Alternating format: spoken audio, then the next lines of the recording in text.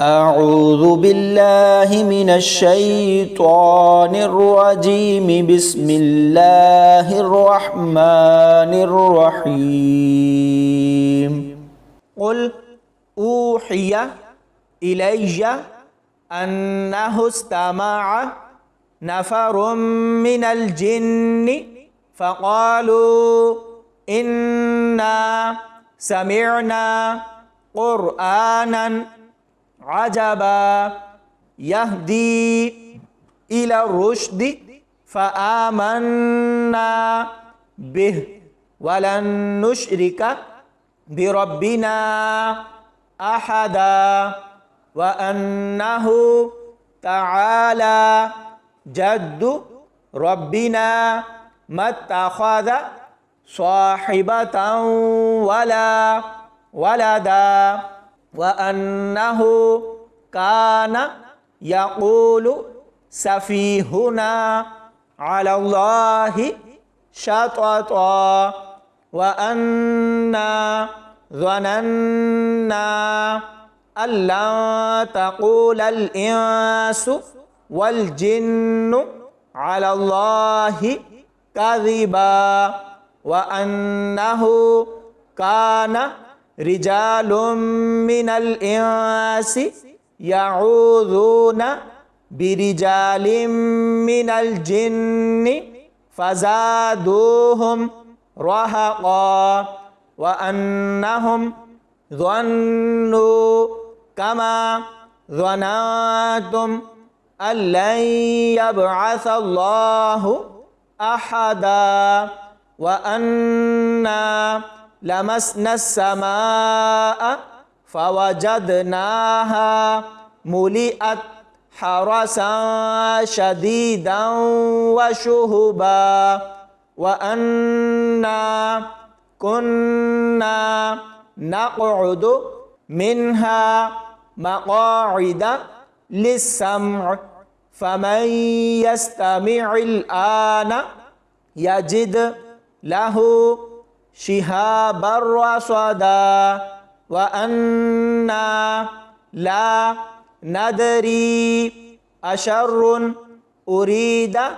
بما في الأرض أم أراد بهم ربهم رشدا وأنا منا الصالحون ومنا دون ذلك كنا طرائق قددا وأنا ظننا أن لن نعجز الله في الأرض ولن نعجزه هربا وأنا لما سمعنا الهدى آمنا به فمن يؤمن بربه فلا يخاف بخسا ولا رهقا وأنا منا المسلمون ومنا القاسطون فمن أسلم فأولئك تحروا رشدا وأما القاسطون فكانوا لجهنم حطبا وأن لو استقاموا على الطريقة لأسقيناهم ماء غدقا لنفتنهم فيه ومن يعرض عن ذكر ربه يسلكه عذابا صعدا وأن المساجد لله فلا تدعوا مع الله أحدا وأنه لما قام عبد الله يدعوه كادوا يكونون عليه لبدا قل إنما أدعو ربي ولا أشرك به أحدا قل إني لا أملك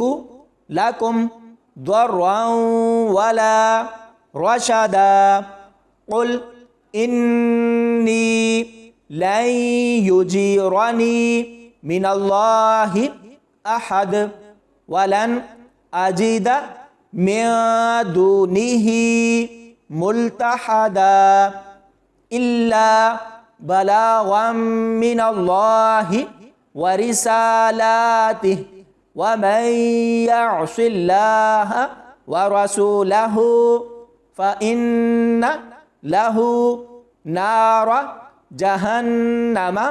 خالدين فيها أبدا حتى إذا رأوا ما يوعدون فسيعلمون من أضعف ناصرا وأقل عددا قل إن أدري أقريب ما توعدون أم يجعل له ربي أمدا عالم الغيب